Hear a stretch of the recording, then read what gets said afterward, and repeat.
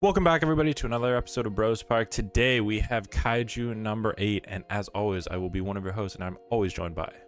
Yours truly, Jeff. How's everybody going? I'm not gonna lie, I actually thoroughly enjoyed today's episode way more than the previous two. I felt that this is like, character development, I don't know, the plot moving. I thought it encapsulated everything really well. I think the plot moved more for sure. We weren't like stuck on one plot point, and then I enjoyed the character building. It wasn't as, I guess, like severe or extreme as the emotionality that was coming from the other ones, but it was more people. Yeah. I mean, it was still good, but let's get into it. We kind of just are training. We're still training. Like, I don't know. That's kind of the action that's in this, right? Yeah, there were actually multiple parts in this episode where, like, Kafka is training for the squadron style stuff. It's basically, it all comes in the legs, as Hoshina described.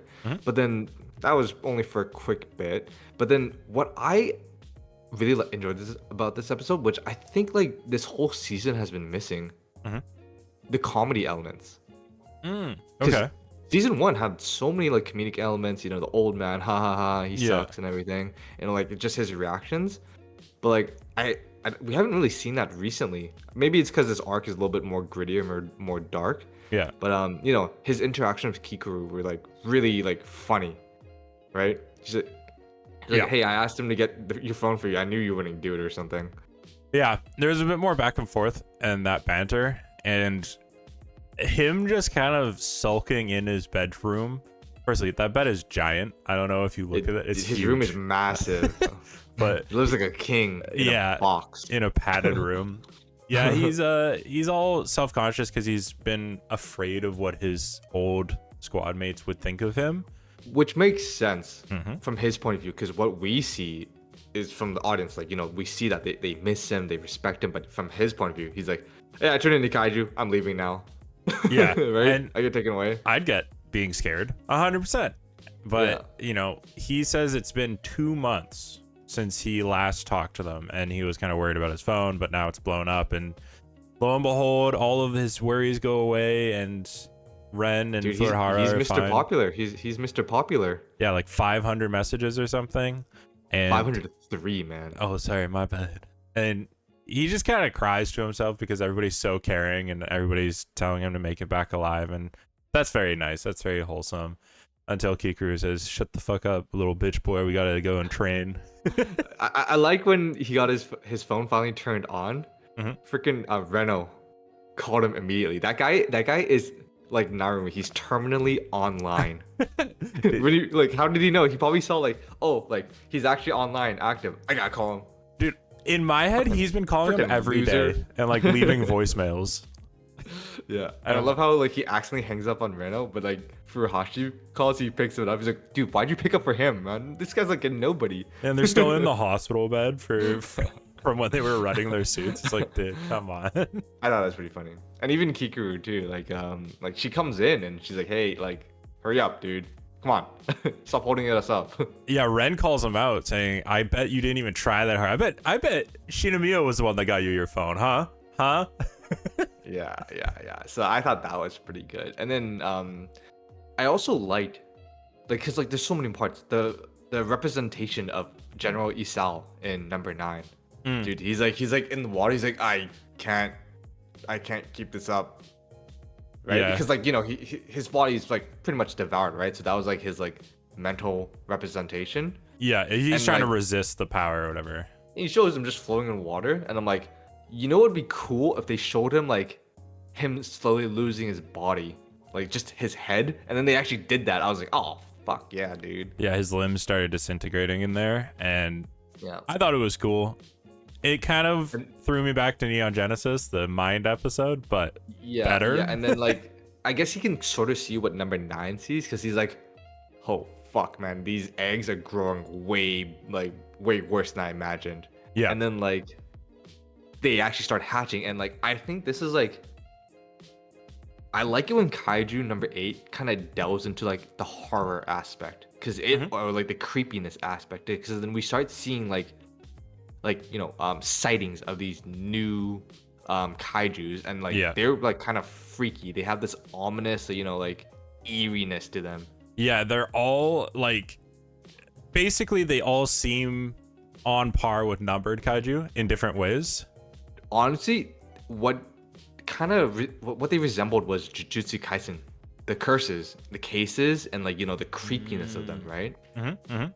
That's the vibe I got initially, in the beginning periods of Jujutsu Kaisen. I got Godzilla vibes because everything was this surveillance drone from a distance image of like this thing, and then it disappears. And I was like, oh, that's so Godzilla King of Monsters, where they all just show up and they all disappear into the other world type idea. Yeah, and like one thing that caught my eye was dark, baddie. I don't say that. Like, you're so weird. Jesus Christ, she's a child. Freaking number 9. Yeah. Must have done some devious stuff, because he probably combed through Isawa's mind just to make that, just to probably fuck with her, right? Yeah. He probably wants his like to get back at her. So he's like, you know what? I'm gonna like tear your reputation through the dirt and also just mess with you. I think it's the most obvious thing that she's just got black hair though, and that's not Kikuru. Unless this is a Superman glasses thing. Yeah, that's like the angelic kaiju that can transform into her. Yeah. I know. We saw that at the end. You're saying like tearing the reputation. I'm like, dude, if anybody sees this bitch and is like, yo, that's Kikuru. I know. That's a stretch. But I know he's personally made that just for her. But I know she's gonna fight her now. Of course. I don't know how I feel about like a mirror fight. Yeah. I think that's a little cliche, but yeah, we'll see. I don't know. Do you think that all of these special kaiju? Okay, because the ones we've seen like the monolith with the faces.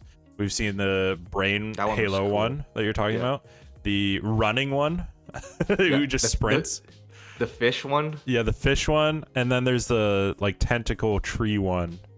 That one looked pretty cool. That one looked cool.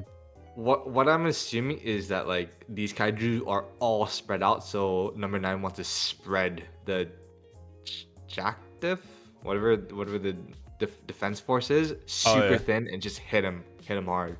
Do you think that they're all meant to counter different people? Probably, because he's got his memories. Yeah, that's what I was saying. They were all specially made, right? Yeah, definitely. I'm looking forward to that. The other real big point that we saw is we're kind of activating all the number suits here. So Kaiju number 1, yeah. What up? Yeah, number 1 goes to Naruto, and I love her. He's like, we're going to disable the the safety locks on all these numbered armor suits. Like, fuck it, just go kamikaze in these suits, dude. It's all out war. And then even then Kikuru gets 357 too. Yeah, well, 357, they said that they have multiple candidates, but they don't know for sure. But 4 is going to Kikuru, and that was the Battle Valkyries. That was like her mom's. So was that her mom's, or was that the one that like took down her mom, or was that number 6 number 6 took down Kikuru's mom? Yep. And she wore the Valkyrie outfit.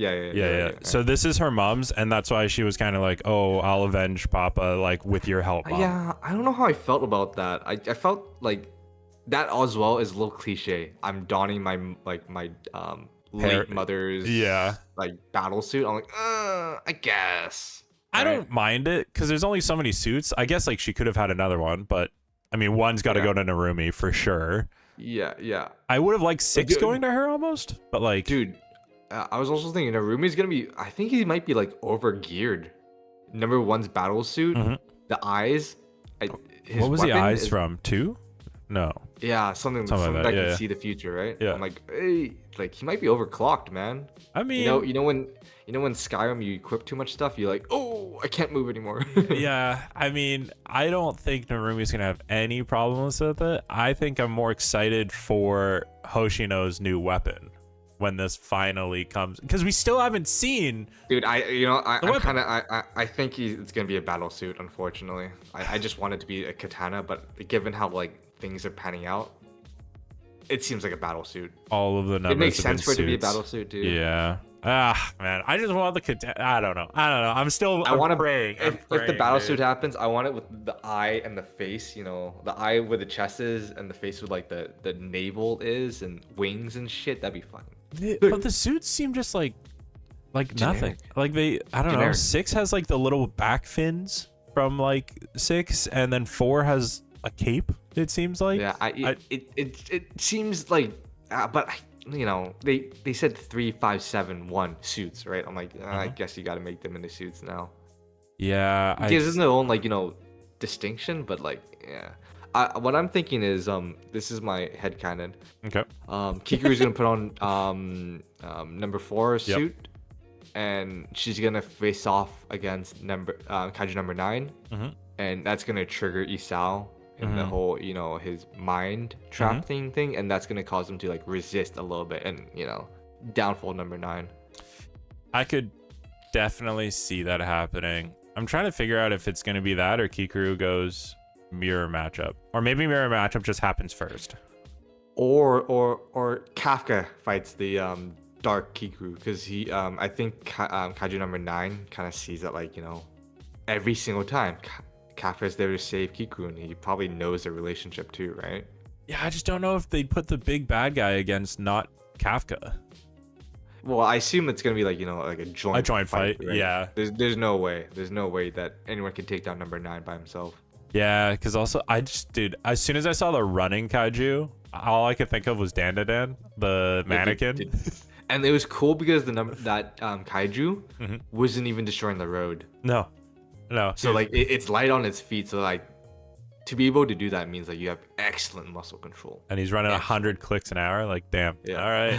Well, I don't know. I'm excited for the next one. This feels like setup's finally done, and we're kind of getting towards the end of the season. But it's a good setup, yeah. You know, let us know what you thought of this episode down in the comments below. Leave a like, hit that subscribe button, and check all the other series that we're recapping almost every single day of the week in the podcast that comes out weekly. But until next time, thank you all for tuning in, and we will catch you later. Peace. Peace, guys.